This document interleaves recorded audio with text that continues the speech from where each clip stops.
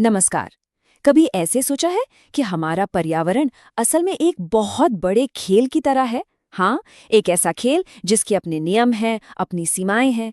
आज हम इन्हीं नियमों को समझने वाले हैं और ये भी देखेंगे कि हम इंसान इस खेल को कैसे बदल रहे हैं। तो चलिए शुरू करते हैं। तो ये पर्यावरण या एनवायरनमेंट आखिर है क्या चीज़? इसकी नींव क्या है, इसकी बुनियाद क्या है? इस बड़े से सवाल का जवाब ढूंढने के लिए ना हमें इसकी सबसे छोटी लेकिन सबसे ज़रूरी इकाई से शुरू करना होगा। और वो इकाई है इकोसिस्टम, यानी पारिस्थितिकी तंत्र। इसे एक छोटी सी दुनिया की तरह सोचिए, जहां हर जिंदा चीज, पेड़ पौधे, जानवर अपने आसपास की बेजान चीजों के साथ, जैसे मिट्टी, हवा, पानी, इनके साथ मिलजुल कर रहती है। और हाँ, ये कमाल का कॉन्सेप्ट हमें आर्थर टेंसले ने दिया था। देखिए, हर इकोसिस्टम के ना दो मुख्य हिस्से होते हैं। पहले हैं बायोटिक कंपोनेंट्स, यानी जैविक घटक, आसान भाषा में सारी जिंदा चीजें। और दूसरे हैं एबायोटिक कंपोनेंट्स, यानी अजैविक घटक, जैसे हवा, पानी, तापमान, सूरज की रोशनी। और सच तो ये है कि इन दोनों के बिना लाइफ का ये खेल आगे बढ़ ही नहीं सकता।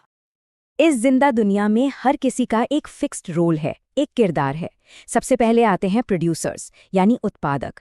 ये हैं हरे पौधे जो सूरज की रोशनी से सबके लिए खाना बनाते हैं। फिर आते हैं कंज्यूमर्स, यानी उपभोक्ता, जैसे हम और बाकी जानवर जो दूसरों को खाकर एनर्जी लेते हैं।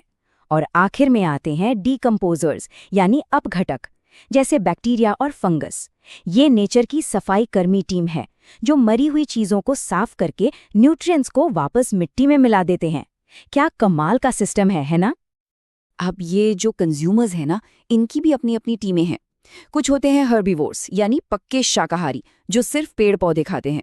फिर आते हैं कार्निवोर्स, यानी मांसाहारी जो दूसरे जानवरों का शिकार करते हैं।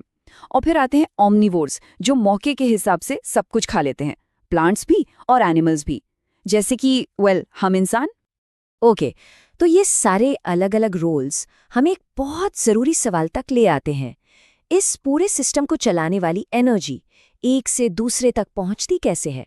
ये सब आपस में जुड़े कैसे हैं? और इसका जवाब छिपा है फूड चेन, यानी खाद्य श्रृंखला में। ये बेसिकली एक सीधी सी कड़ी है जो बताती है कि कौन किसको खाता है।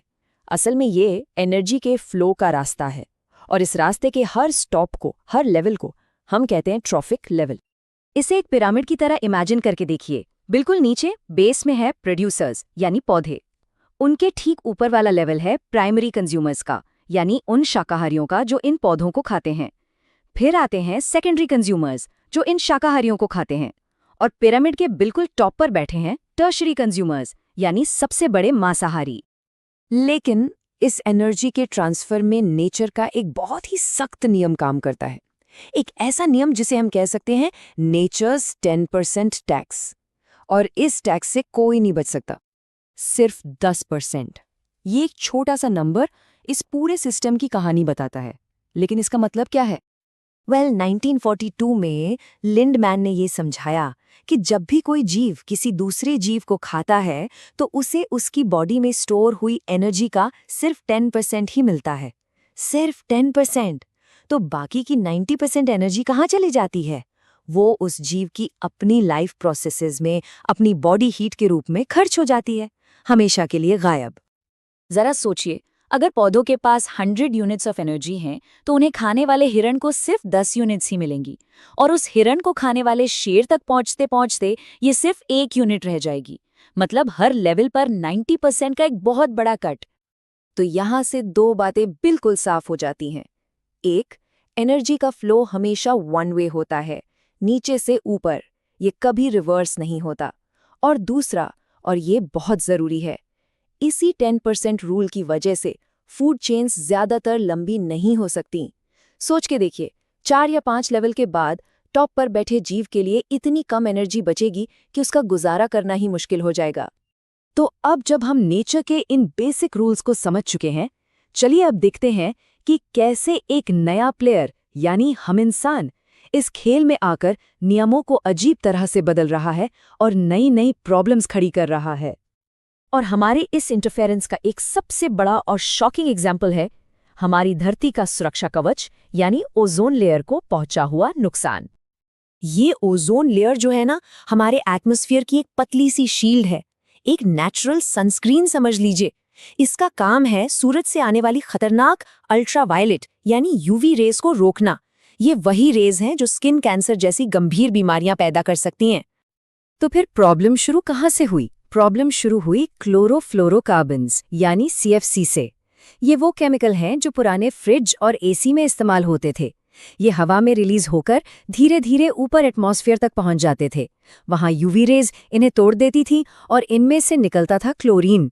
और पता है, एक अकेला क्लोरीन का एटम हजारों ओजोन मॉलिक्यूल्स को तबाह करने की ताकत रखता है। लेकिन इस कहानी में एक पॉजिटिव टर्न भी है। दुनिया ने इस खतरे को टाइम रहते पहचान लिया और सब एक साथ आए। 1987 में मॉन्ट्रियल प्रोटोकॉल साइन हुआ, जिसके तहत दुनिया भर के देशों ने CFC का इस्तेमाल बंद करने का फैसला किया। और ये इस बात का सबूत है कि जब इंसान मिलकर कोशिश करते हैं तो बड़े से बड़े नुकसान की भरपाई भी मुमकिन है। चलिए अब आते हैं हमारी दूसरी बड़ी चुनौती पर, कचरा। जो चीजें हम रोज इस्तेमाल करके फेंक देते हैं, वो जाती कहाँ है? मोटे तौर पर हमारा कचरा दो तरह का होता है। एक है बायोडिग्रेडेबल, यानी वो चीजें जो नेचर में आसानी से घुल मिल जाती हैं, जैसे सब्जियों के छिलके।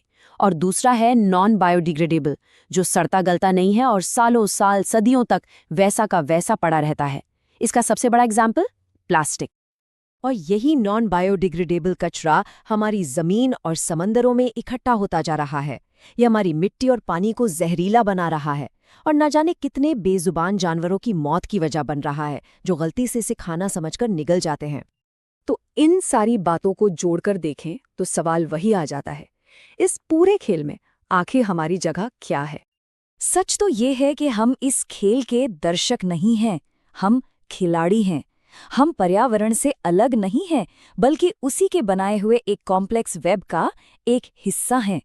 हमारा हर एक एक्शन पूरे सिस्टम पर असर डालता है और सिस्टम में हुआ हर छोटा बड़ा बदलाव पलटकर हम पर असर करता है। तो आखिरी सवाल ये है कि पर्यावरण के अपने नियम हैं, अपना एक संतुलन है। सवाल ये है कि क्या हम इन नियमों के हिसाब से खेल रहे हैं या इनके खिलाफ? इस पर सोचना हम सबकी जिम्मेदारी है।